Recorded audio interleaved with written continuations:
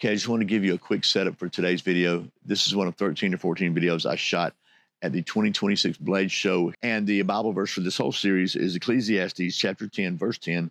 If the axe is dull and one does not sharpen the edge, then he must use more strength, but wisdom brings success. Welcome back to Survival on Purpose coverage of the 2026 Blade Show. You know we have to talk to the folks at Tops. I'm here with Craig from Tops Knives. Good to see you. You too, man. I always get to come to these shows and see some old friends I never get to see otherwise.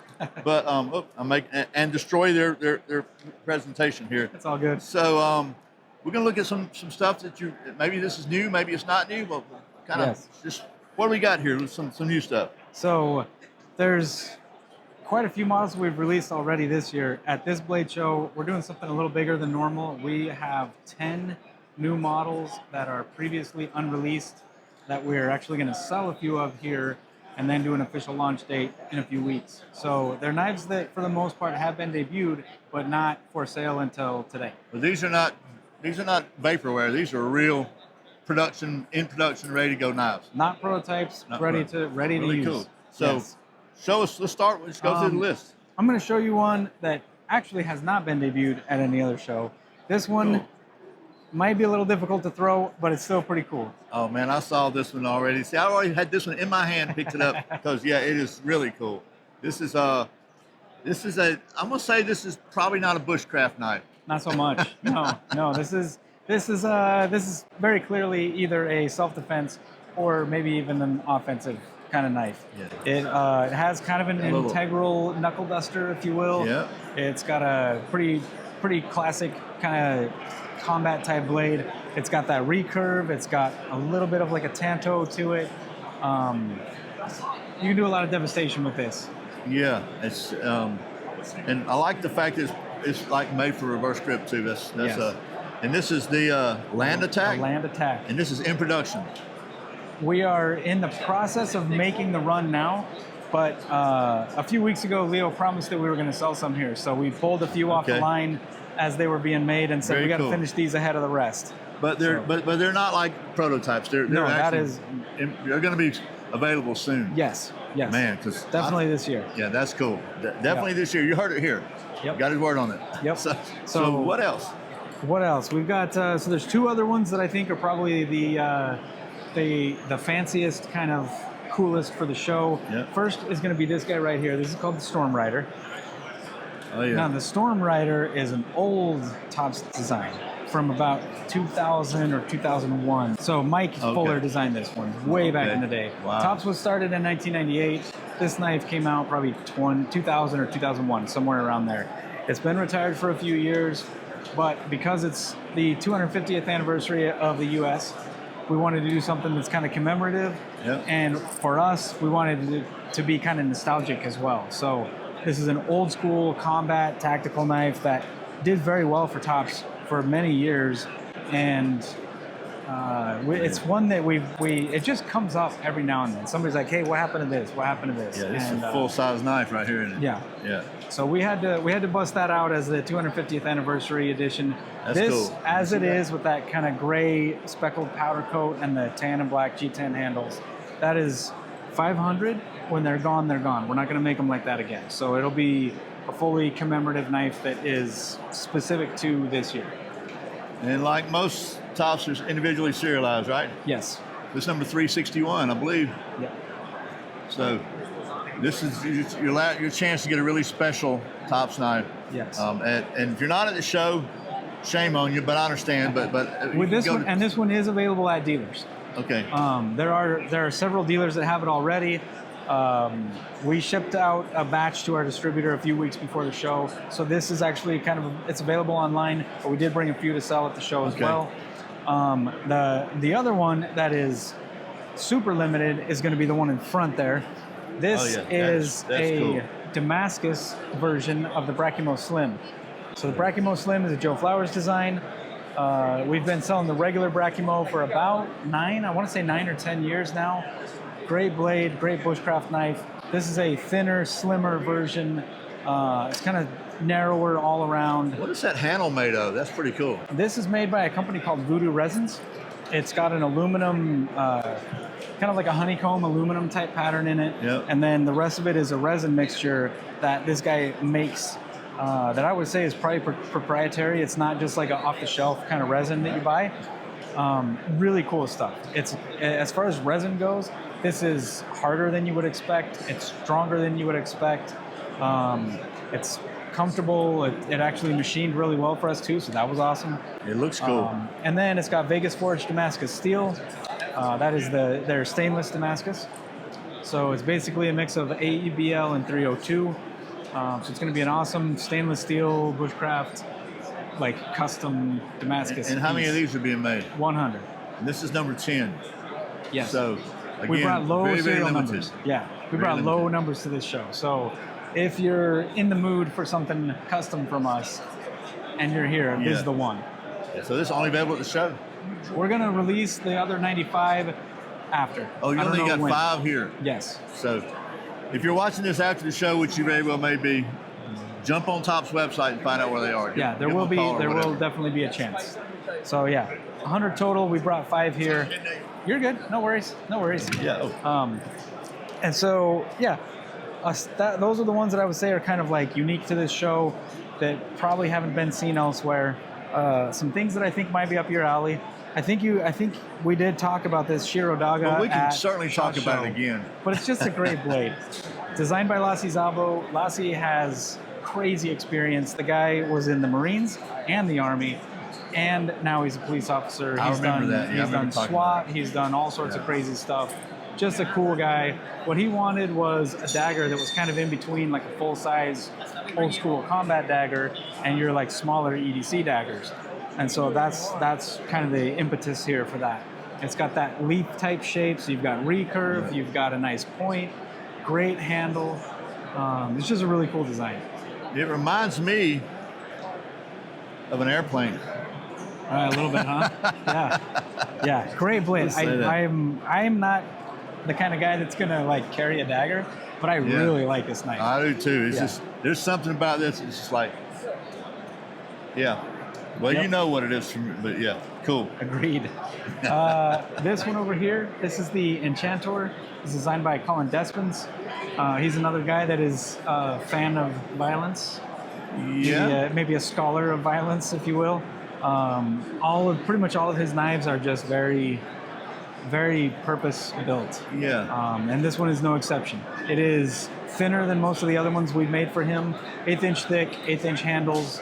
So everything's meant to be really thin, narrow, concealable. Pretty lightweight. Yeah, light, fast. It's got a chisel grind with a fuller on the backside. Yeah, big old fuller. Yeah, big old fuller. That takes a lot of weight out, but you still got the strength because it's got the daggers. I mean, whatever you call it, dagger spine here. Yeah. So cool blade. It's like I say, it's and the handle is actually really comfortable, forward or reverse. Yeah. So depending on your style here, as long as you've got that in your hand, it's gonna be brutal. Very, very cool. Yeah, I'm by no means any sort of a defensive knife expert, but I recognize the value and I like them. And I would maybe one day I'll learn more about that. I have a few. They're not necessarily like my EDCs, but I do like that style. Yeah.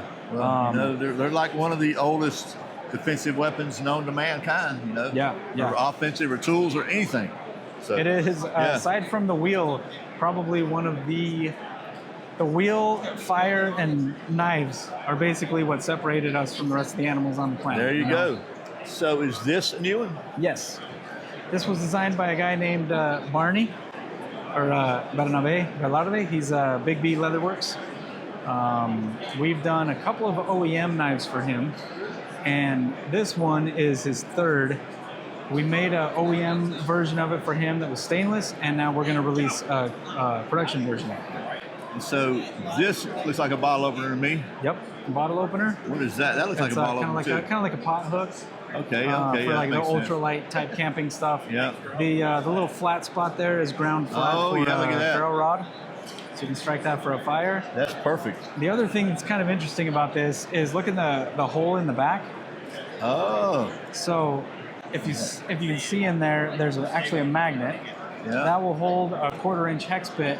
Okay. You know, any standard 1/4-inch hex bit will fit in the back of that. And then imagine that. Look at the sheath. I imagine those have some sort of use, right? Yeah, they'll fit a couple of hex bits. That's cool. So you can put this in there. You got a safe little tool, which is pretty cool. And that's why we did beta loop. So if it's on your belt and you need to use the tools, you can still just pop the sheath off quick, use the tool, put the sheath back on. That way you're not trying to hold the blade and not cut yourself while you're fixing whatever. Okay, you know I like big knives if you watch the channel, but I gotta say this is probably, this is one of the coolest ones I've seen in a long time. It's just got a lot of useful features. A lot of times people pack in bottle openers, all these features just to say we got so many features, but that seems extremely usable, and I like that is sharp right there. Yeah. That's a perfect place for scraping. It's a good size. I really like the sheath. Man, I'm gonna say you're gonna have a winner on this one. Yeah, a winner. It's a cool blade. And this cool it blade. is again in production. Yes. So this one we like I said, we brought a handful of all of these that we're selling here, and then the actual release dates will be in a few weeks. So that's cool. I keep asking that because a lot of times people comment and say, "Yeah, you're showing us these knives and they're not out," but these are like we're selling them here. You'll today. be able to buy these really soon. Yep, absolutely. So I'm assuming since this is up there, this is a new one too. Yes, it is. This is it says a iStick Mini. You can. It doesn't look mini, does it? You can interpret. No, you can. It doesn't look very mini. It but doesn't at all. The full-sized iStick, if you look at that one up, you'll see this is quite a bit smaller. Yeah. It's that one is probably an extra 1/2 to 3/4 of an inch on the blade. The handle's a lot wider. The handle will fit your full hand. This one is slimmed down, but it's still 3/8 of an inch thick. It's beefy. It's heavy duty. It's meant to be. The idea behind this was Leo had a conversation with a police officer at an NRA show a couple years ago, and this person had an injury that made it hard for them to hold a normal knife. Like, you know, if they had a normal knife in their hand and they had a lot of pressure like this, they're going to lose it. I gotcha. And they needed something that they could just hold in their fist to have as a weapon. You know, if they needed to cut open a box or something, they could, but mainly like they wanted that weak hand weapon, but they had some restrictions on what they could even kind of hold safely.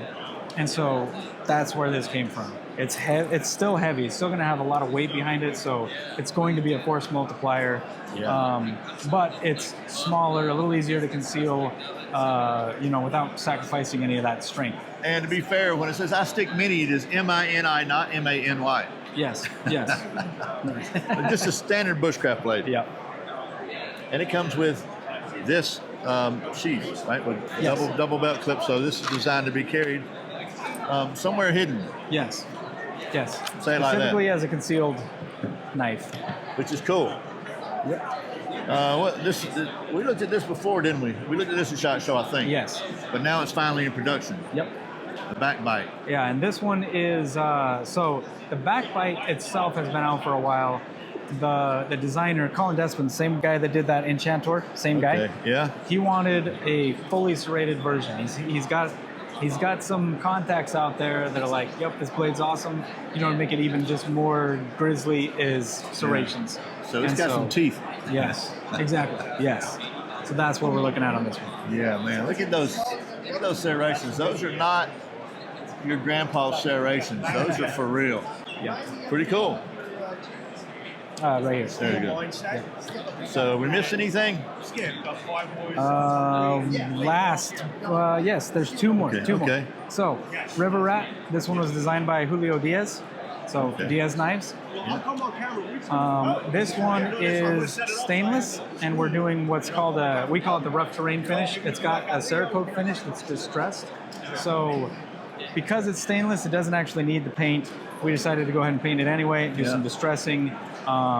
So you have that stainless steel, but it's also got a little bit of extra protection from rust from the paint. Kind of great little blade. Design.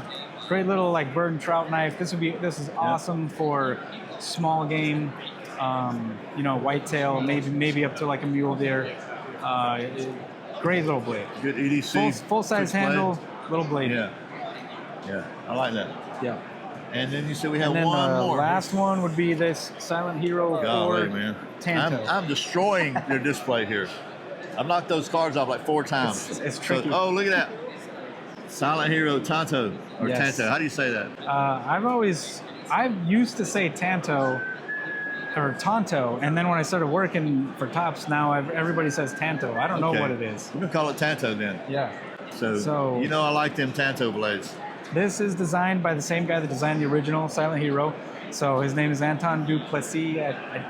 I do not speak French. I don't know how to pronounce it, but great dude. The guy has a wealth of experience. He did anti-poaching operations in South Africa, lives in South Africa, spends tons of time in the bush. The guy just is, anybody that knows who he is in South Africa has a great deal of respect for him. Any South African that we meet at trade shows, and we say his name, and they all are like, no way. And it's cool. It's they all have a lot of respect for the guy. So we've done 3 blades with him, or I guess 2. We've done the full-size Silent Hero 4, now a Tanto version of that Silent Hero 4. I like it. Of course, you knew I would. Yeah. So right over there. Right over here. Yeah. So that's the 10 knot. Did we go to 10? I think we That's covered the them all. range of stuff that's not just maybe going to be produced. This is for real. This stuff's they're either available now or they're in actual production now, ready to sell as soon as they come hot off the get them boxed and finished. All of them are ready within a few weeks. So, Greg, thanks again for taking a minute. And you know I like me some Topps knives, and there's a reason for that. It's because, man, they just do a good job. They're made in the USA by people who like knives. So that's it. Thanks again for watching Survival on Purpose coverage of the 2026 Blade Show. Remember, survival's not an accident, so be prepared. See you next time. Let me rebuild their display now.